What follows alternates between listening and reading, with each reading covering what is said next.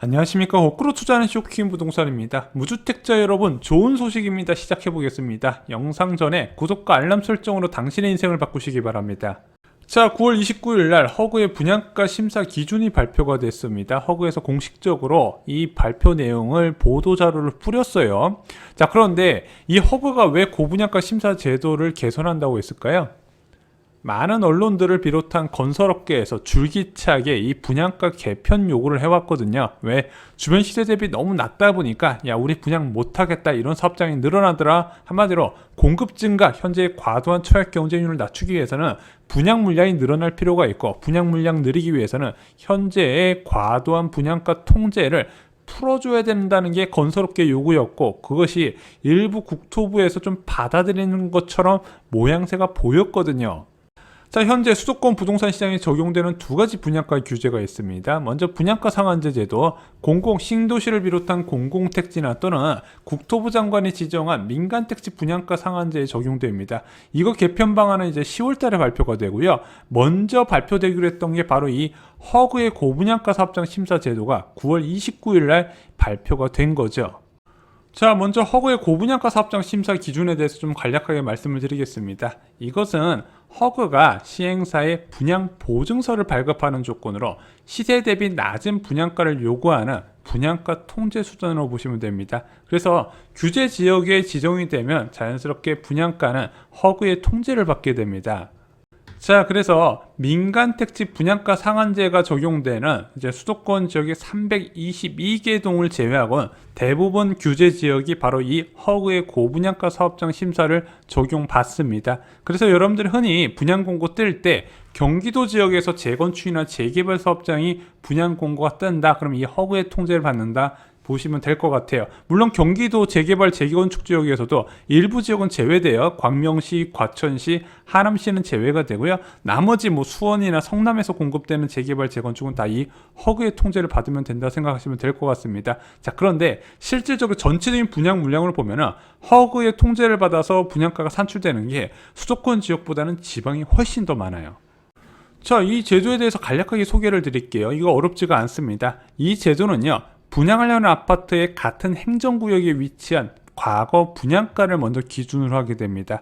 그리고 한국부동산원 상승률을 곱하고 여기에 대단지냐, 역세권이냐, 또는 대기업 브랜드냐, 이런 걸 요소를 가산 비율을 곱해서 분양가를 산출하게 되는 거예요. 자, 그런데 과거 지역의 분양가를 기준으로 상승률이 굉장히 둔하게 잡히는 한국부동산원 상승률을 곱하다 보니까 주변 시세 절반만 분양가가 책정되는 데가 꽤 많이 있었다는 거죠. 그렇게 낮은 분양가를 제한받으면 열의 9은 그냥 분양을 다 밀어버렸다는 겁니다.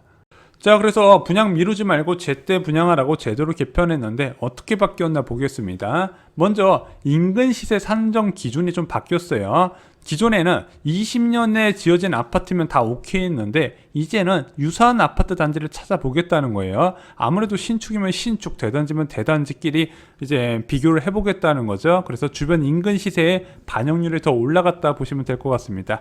두 번째는 비교 사업장 선정 기준. 원래는 분양단지, 준공단지 둘 중 이제 두 가지를 선정해야 되는데 이게 선정하기가 좀 애매하면 그냥 하나만 선정해 버렸대요. 근데 앞으로는 좀 멀리 떨어져 있더라도 두 개 단지를 무조건 선정하는 걸로 이제 바뀌었고요. 세 번째, 지역 평균 분양가는요, 원래는 같은 행정구역 내 지역 분양가만 고려해야 되는데 아까 말씀드렸다시피 옛날에 분양했을 경우에는 거기 한국부동산원 상승률을 곱해봤자 주변 시세 절반도 안 되다 보니까 그러면은 시군구 또는 시도 평균 분양가도 같이 고려할 수 있게 개편을 한 겁니다. 마지막으로 심사 세부 기준 공개 범위를 확대한다고 한 거예요. 자, 그럼 어떤 변화가 있을까요?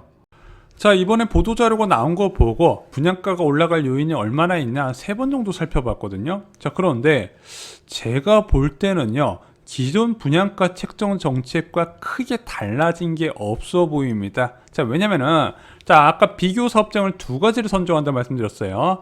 분양하고 지금 착공하고 있는 아파트 사업장 또는 준공한 사업장, 다 지어진 신축 아파트의 분양가를 비교한다는 겁니다. 뭐에?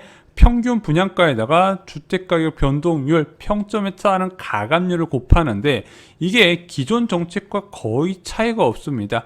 야, 아까 인근 시세 반영한다고 안 했어? 이 인근 시세는요, 이 A와 B에 산출되는 분양가격이 혹시나 시세 90% 넘어갈까, 그것을 차단하기 위한 이제 상한선 제도고요. 실질적으로 A와 B의 분양금액, 산출되는 분양금액이 중요한데, 기존 과거 분양가에다 아무리 한국부동산원 통계 곱해봤자 절대 주변 시세 뛰어넘는 게 수도권 지역에서 나올 수는 없습니다. 그래서 과도하게 분양가가 낮출 경우에는 해당 시도나 시군구의 1년간 평균 분양가를 고려해 준다고 하는데, 이 평균 분양가가요, 예전에 1년 전에 보면 벌써 옛날 전이에요. 그렇기 때문에 별 분양가를 올리는 효과는 그렇게 크지 않다는 거죠. 사실상 이 제대로 혜택을 받는 곳은요, 수도권 지역이라기보다는 제가 볼 때는 지방 지역이 될 것이다. 지방 지역 분양가는 좀 올리는 효과는 있겠지만 수도권 지역이 그동안의 분양가 책정 기준에 비해서 과도하게 올라갈 것이다, 좀 이런 기대는 안 하시는 게 좋을 것 같습니다.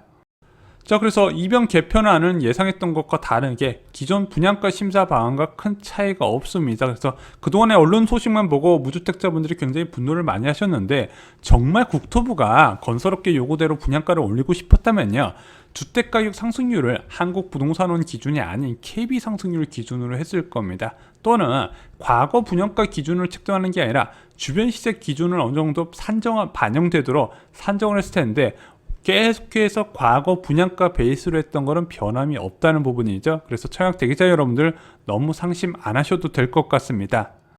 자, 그래서 이것을 기초로 10월 분양가 상한제 제도 개편도요, 크게 바뀔 것 같지는 않습니다. 왜? 민간택지 분양가 상한제 제도가 가장 강력한 분양가 통제 수단이에요. 자, 그런데 그거보다 약한 허그의 고분양가 사업장 심사 기조가 그렇게 뭐 강력하게 안 바뀌었거든요. 그럼 민간택지 분양가 상한제도 그렇게 뭐 큰 변화가 있을 거다 보이지는 않다는 거죠.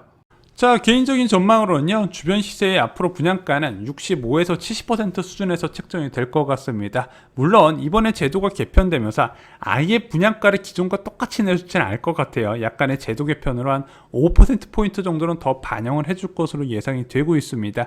그래서 지금 분양이 줄줄이 미뤄지고 있는데 그것을 좀 분양을 앞당기게 유도를 할 것 같아요. 자, 그런데 지금 조합원들이 분양가 규제 풀어준다고 기대를 엄청 많이 하고 있어요. 근데 달랑 5%포인트 정도 더 올려준다? 정비사업 조합원들이 어떻게 받아들일지는 솔직히 알 수가 없는 부분입니다. 이렇게 5%포인트 올려줬다고 원밸리처럼 분양을 앞당겨서 할 것인가? 아니면 전부 다 후분양을 선택할지는 아직까지는 예상이 안 되는 부분입니다.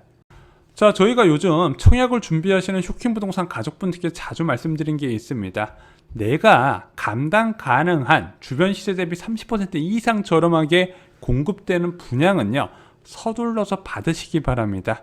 야, 주변 시세 대비 30% 저렴한 거면은, 야, 지금 2019년 가격이야, 너무 비싸잖아, 그 시세가 너무 비쌌기 때문에 30% 싸도 싼 게 아니다, 이렇게 말씀하실 수도 있는데, 얘는 신축 아파트잖아요. 주변 시세 대비 30% 싸다는 거는 자 40% 뭐 45% 이상 저렴한 개념입니다. 자, 그래서 이게 어차피 내 집 마련 목적으로 들어가는 거잖아요. 우리가 주식처럼 바닥을 잡으려는 게 아니기 때문에 서둘러서 분양을 받으시기 바랍니다. 저희가 지난 영상에도 소개를 드렸지만요, 집값이 대부분 이제 완전 폭락한다 하더라도 그 비율만큼 부동산 가격 추가 폭락으로는 이어지지 않고요, 아예 공급을 밀어버리더라. 이 부분에 대해서 저희가 지난 영상에서 말씀을 드렸습니다. 분양은 최대한 서둘러서 받으시기 바랍니다. 그리고 다음 정부 누가 됐든 분양가가 더 싸지는 않을 것 같습니다. 여당 유력 후보인 이재명 후보도요, 망국적 로또 분양 그만이라고 얘기해요. 이게 뭐냐면은 분양 가격이 시세 차익보다 그렇게 싼 거를 문제가 있다고 보는 인식이거든요. 이런 경우에 분양가를 올려버립니다. 그래서 공공택지는요, 아예 기본주택이라 해서 임대주택 베이스로 설계돼 분양 형태로 공급을 한다고 이야기를 했고요. 민간 분양 같은 경우는 지금과보다 더 싸게 공급할 것 같지는 않아요. 게다가 야당 후보 모두 다 민간 정비사업 활성화 카드를 꺼내들었습니다. 자, 이 민간 사업 정비사업의 핵심 규제는요, 바로 분양가 규제예요. 그걸 풀어줄 것으로 보인다는 거죠. 몇몇 후보가 뭐 반값 아파트, 반의 반값 아파트 이야기를 하고 있는데 그거는 토지가 나라 소유인 공공 자가주택을 의미합니다. 여러분들이 생각하는 완전한 분양을 반값이나 반의 반값에 공급한다는 이야기가 아니에요. 자, 분양가 개편안이 시행사보다는 무주택자를 더 위하는 방안으로 나온 것 같습니다. 자, 그런데 이렇게 분양가가 저렴할 때 여러분들 서둘러 받으셔야 되죠. 앞으로 분양 물량이 엄청나게 쏟아집니다. 쇼킹 부동산은 아파트 교과서에서 최고의 기회를 잡으시기 바랍니다. 앞으로 어디서 당첨되냐에 따라서 옥석이 크게 갈릴 건데 준비하시는 만큼 좋은 결과가 나온다는 거죠. 이상으로 영상 마치겠습니다. 좋아요, 구독, 공유 꼭 부탁드립니다. 감사합니다.